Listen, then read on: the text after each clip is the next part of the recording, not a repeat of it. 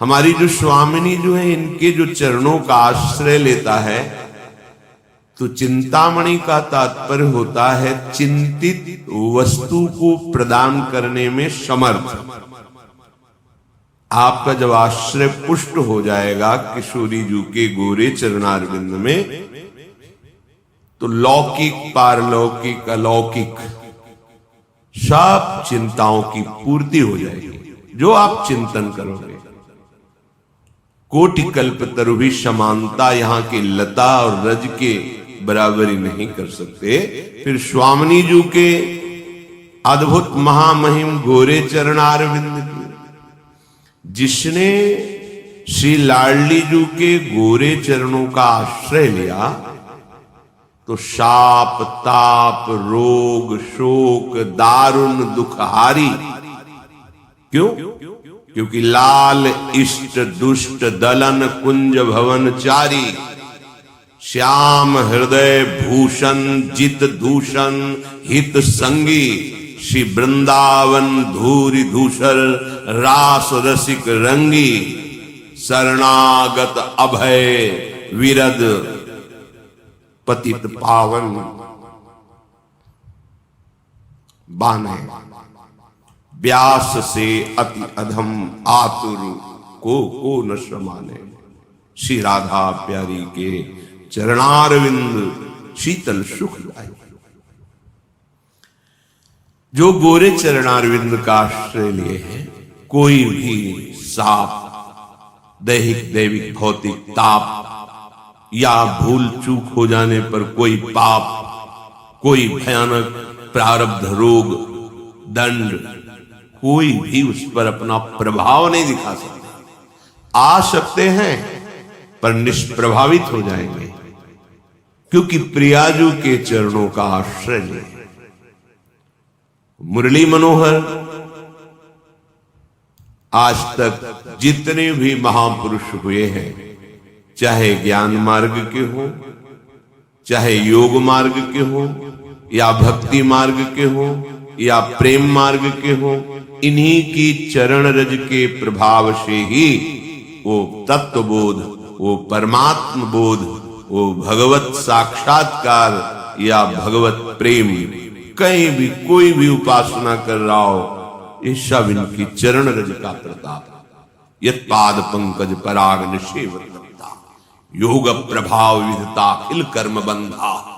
जिनके चरण रज का आश्रय लेने पर योग का जो परिणाम है, कर्म बंधनों का नाश करके तत्वबोध हो जाना, परमात्म स्थिति प्राप्त हो जाना, वो सहज इन्हीं के चरणों से होता है। एक बार सदगुरुदेव भगवान कह रहे थे, किसी के एक प्रीतम होता है सांसारिक, तो वो फूली नहीं समाती, गर्भ से ठसक से श्रृंगार करके चलती है। हमारे तो दो दो प्रीतम हैं, और अविनाशी हैं, चिदानंद हैं, और करुणा समुद्र हैं। इसीलिए श्रीपाद प्रबोधानंद जी कह रहे हैं कि जहां बिहरत दो प्रीतम, अनुपम गौर श्याम तन शोभा, बन बरसत सुख पुंज, बिहरत दो प्रीतम। ऐसे श्री राधा मुरली मनोहर चरण विलासेन धन्यायाम। अभी इसी क्षण आज वर्तमान में यहां लीला हो रही, वर्तमान में प्रभु विराजमान। चिदानंद लीला काल के अधीन नहीं है, कालातीत है। तीन गुणों से रचित माया के अधीन नहीं, मायातीत है, द्वंद्वातीत है। श्रीधाम वृंदावन में वृंदावन भूय मन्ने परम कुमर्थो मनागपि प्रणय। मन से यदि थोड़ी भी प्रीति वृंदावन के प्रति हो गई है, कि हमारा तो जीवन प्राण साधन सर्वस्व वृंदावन है, वृंदावन वृंदावन वृंदावन, बोले अब कोई भी पुरुषार्थ तुम्हारे लिए दुर्लभ नहीं है। चाहे धर्म हो, अर्थ हो, काम हो, मोक्ष हो, प्रेम हो, जो तुम्हें चाह होगी, युगल सरकार के चरणारविंद की रज से युक्त। ये रज ब्रह्मेश्वरादि सुदरो पदारविंद श्रीमत् पराग परमाद्भुत वैभवाया सर्वार्थ सार रस वर्षी, सर्वार्थ सार रस वर्षी, समस्त पुरुषार्थों का सार प्रेम रस की वर्षा करने वाली स्वामिनी जी और उनकी जो चरण धूलि है, उनके श्री चरण पंकज का जो परागी रज रानी है, अद्भुत रजोगुण का नाश करके अद्भुत प्रेम प्रकाशित करने वाली, अहंकार का नाश करके दैन्य रस में स्थित करने वाली, धर्म अर्थ काम मोक्ष के भी प्रति राग रहित होकर अनुराग से युक्त कर देना, ये वृंदावन की महिमा है। इसलिए श्रीपाद कह रहे हैं, यदि वृंदावन भुवि मन्ने परम कुमर्थो मनागपि प्रणय, थोड़ा भी तुम्हारा प्रेम, थोड़ा भी तुम्हारा आश्रय यदि वृंदावन से हो जाए, मेरो वृंदावन, प्राण वृंदावन, सर्वस्व वृंदावन, अब हमारा तो लोक परलोक वृंदावन से ही है। तो कह रहे मैं मानता हूं अब कोई भी पुरुषार्थ तुम्हारे लिए दुर्लभ नहीं है। अगर यहां एक दिन, 2 दिन, 4 दिन व्यतीत करते हैं तो बड़ी महिमा है। फिर जिसने निश्चय कर लिया कि अब अपने प्राणों को वृंदावन में ही प्राण रूपी पुष्पों को समर्पित करेंगे, प्रियालाल की चरण चिन्हित भूमि में रज में लौटते हुए प्राण त्यागेंगे, अहो भाव, अब उसके कल्याण में, मंगल में कोई संशय कदापि नहीं। कैसा रहा है, कहां का है, इसका प्रश्न नहीं है। जब लक्ष्मण जी ने डांटा इशारे से केवट को कि प्रभु कह रहे नाव लाओ, तुम बातें बना रहे हो, शीघ्र करो, तो देखो महाराज मुझे कोई भय नहीं है, बरतीर मार रहे लखन पे जब लगे न पाए पखारी, मुझे कोई भय, मैंने तो ठान लिया है आपके चरण पखार कर ही नाव में बैठा लेंगे, भले लक्ष्मण जी मुझे तीर मार दो क्योंकि गुस्सार है, मेरा परम लाभ होगा। क्या परम लाभ? बोले मरता हूं कहां सुचि गंगा के तीर, रघुनाथ सुनाथ निहारत है, अपराध यही बस दास्त है, प्रभु के पद पदुम पखार। कहां मर रहा है? गंगा का। कौन मार रहा है? रघुनाथ जी के प्राण पी लखनलाल। अपराध क्या है? चरण पखारना चाहता था। साक्षी कौन है? स्वयं रघुनाथ जी।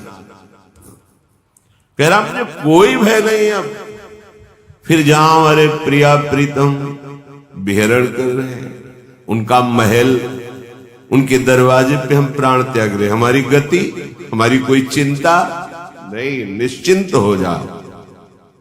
थोड़ी भी तुम्हारे हृदय में यदि वृंदावन के प्रति समर्पण बुद्धि आ गई है, अलौकिक धाम।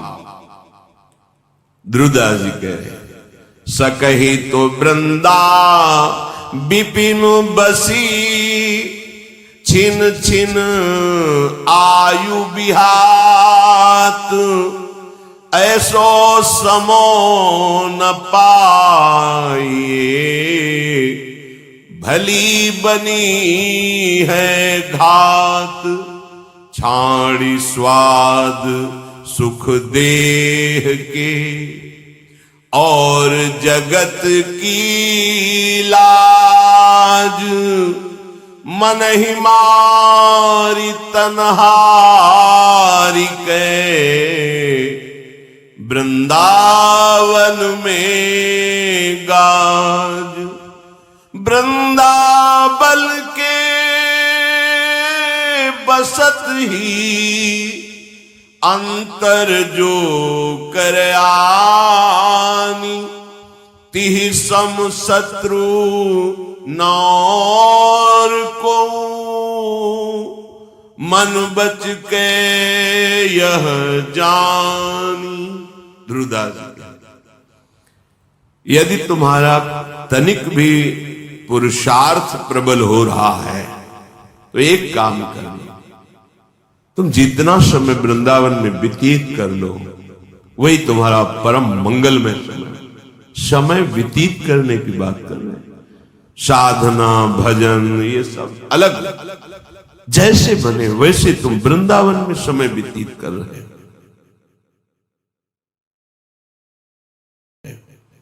चलो आप बाहर रहते हो, नौकरी करते हो, व्यापार करते हो, आपको 1-2 दिन का समय मिला, भाग के आ गए वृंदावन। सच्ची बात, पकड़ लेता है वृंदावन, हृदय को पकड़ लेता है। परम महामहिम धाम है। आप कल्याण का कोई भी विषय हमारे हृदय में चिंता नहीं पैदा कर सकता। ये बहुत बढ़िया समय मिल गया है। वृंदावन आना दुर्लभ था, बहुत बढ़िया कलयुग भगवान ने कृपा की है। आधुनिकता, मार्ग बन गए, बिजली लग गई, आप एक संसारी आदमी जैसे संसार में रह रहे हो, आप उसी भाव से आ सकते हैं। देखो, जैसे हम अपनी अज्ञानतावश ऐसा आरोप करते हैं या वो वृंदावन नहीं रहा, ये शब्द कहां से निकल रहे? प्राकृतिक वाणी, प्रकृति को लेकर निकल रहे, वृंदावन को लेकर। पहले ऐसा था, अब नहीं है, आगे नहीं रहेगा, ये प्रकृति का लक्षण है। वृंदावन धाम है, जैसा था वैसा ही है और वैसा ही रहेगा। प्राकृतिक वस्तुएं भी अपना प्रभाव बिना दिए हटती नहीं है।